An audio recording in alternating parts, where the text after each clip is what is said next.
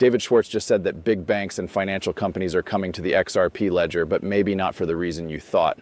In this video, I want to talk about something really important to get, and that's what makes the XRP ledger different from almost every other blockchain out there. This is something that I think a lot of people struggle to really understand, especially with so many different cryptocurrencies around. What makes XRP so special? In this video, I want to show you David Schwartz talking about this exact topic because it's really going to open your eyes to how XRP was built the right way from the very beginning. We're also going to look at the XRP price chart at the end of the video. So make sure to stay until then. Like always, your support means the world to this channel. Thank you to everyone who takes a moment to like these videos and subscribe to the channel. These two easy things really help me a ton.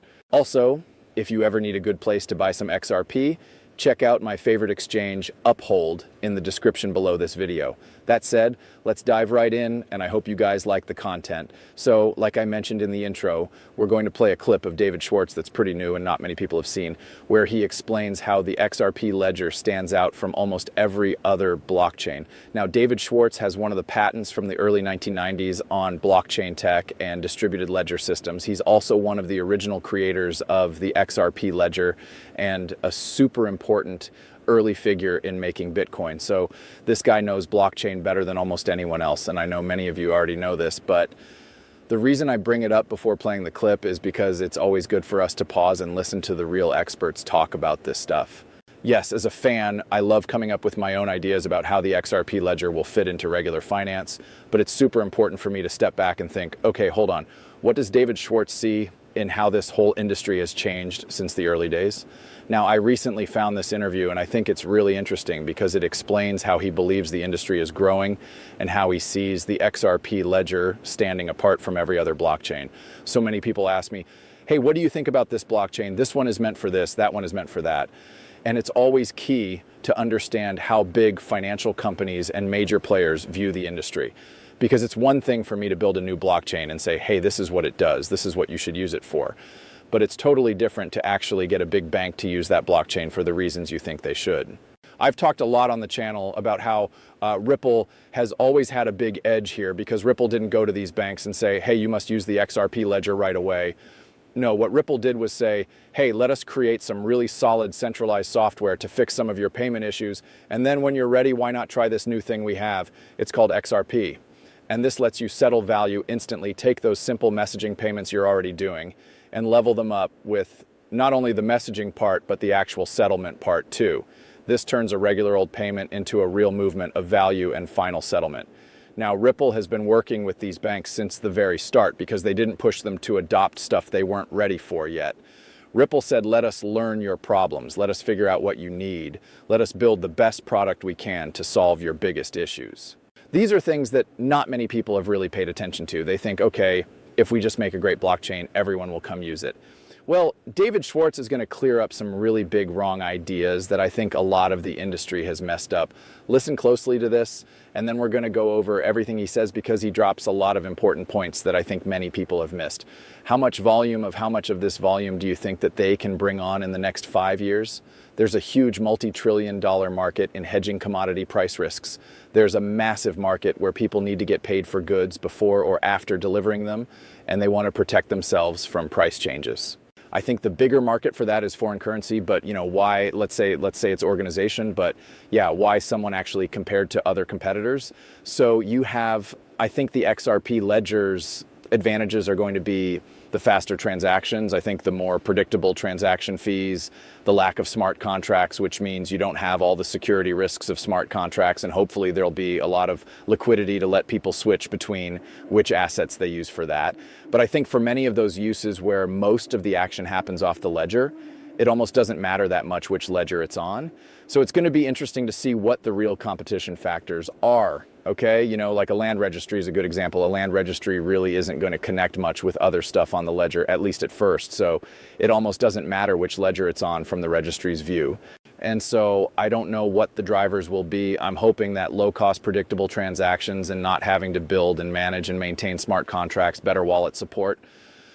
Yeah, the history of predictable, but it's hard to say because again, very small things are going to make a difference. I think one thing that's going to be big in a lot of those cases is auditability, and most blockchains are just very openly and easily auditable, but some of them are harder. For example, Solana is really tough to audit because of its sharding features and the fact that it's moving so fast and has such high transaction volume.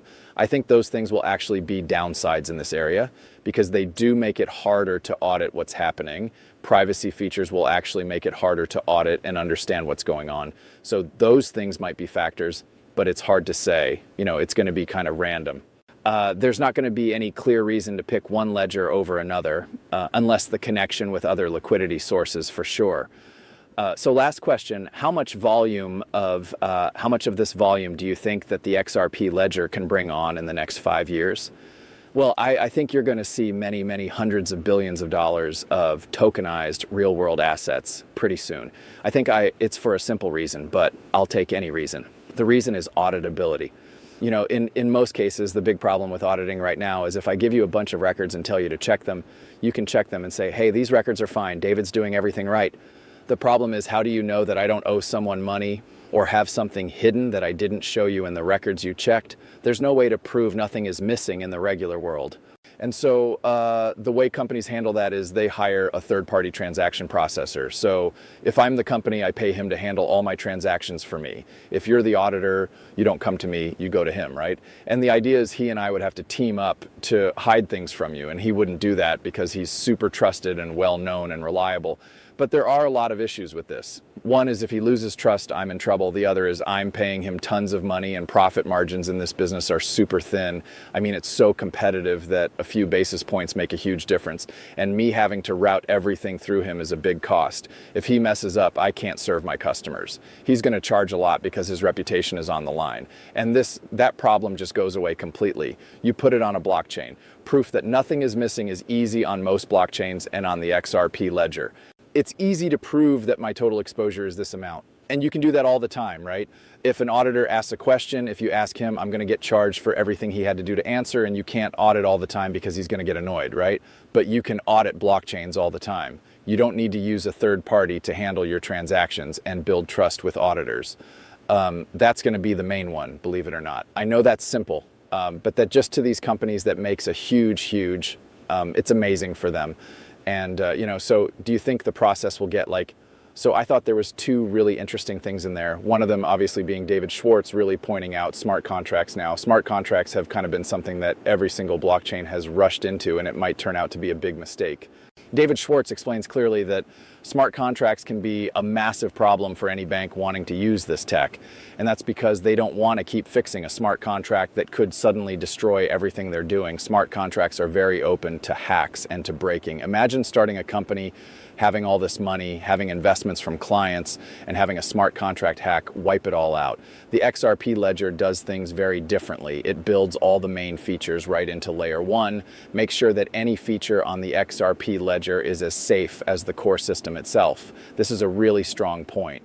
The Ethereum blockchain might be very safe, but you could have smart contracts on Ethereum that are very weak, and it's really hard to know what you're dealing with and what could cause trouble. The other really interesting thing here is what he says about auditability. This is something that I had never thought of, but something that's going to make a huge difference. Audits and following rules is one of the biggest obstacles and one of the things that slows down any bank the most. And what Ripple is building is basically a way of moving value, like David Schwartz said, that is instantly checkable and makes it so there's a clear history of exactly what happened, right? There's no hiding it, there's no reporting later, there's no collecting data and then moving it and making sure it matches others. The movement of data is the same as the movement of value. This is something that he really highlights and says is going to be a very big deal in getting these people to use blockchain tech. Like, not only do you get the speed advantage, not only do you get the openness, but you also get better rule following in the process. This is going to be a really big deal for a lot of banks. And if Ripple can offer a more rule-friendly solution, people might have no choice but to drop things like Swift, because the last thing they want is to break rules. They can deal with slow transactions and they might put up with slow times for 5 to 10 years, but when it comes to following rules, that is a massive issue for them. And if they can get a way to follow rules better that's also faster and cheaper, that's just one more thing that's going to make switching to the XRP ledger super clear. I want to wrap this video up quick because we already went long. But if we check what XRP is doing right now, we can see that XRP is really finishing its sideways moving stage right now. And depending where you draw this top resistance line, it looks like right now XRP could actually be trying to break out of this pattern and start the next move up. Now, I expect XRP ETFs to be one of the big triggers to get us out of here. This chart is showing maybe at some point at the end of July we'll end this sideways phase, but there's no reason XRP has to wait until the end. XRP can break out pretty much whenever it's ready. And since the end of the case, it's already had some pretty good momentum. We got to watch this. It looks like the XRP price chart is ready to move. If you can tell from that clip of David Schwartz right there, he is clearly very excited too. Thank you so much for watching. I hope you guys like this update. And for now, peace out. Music.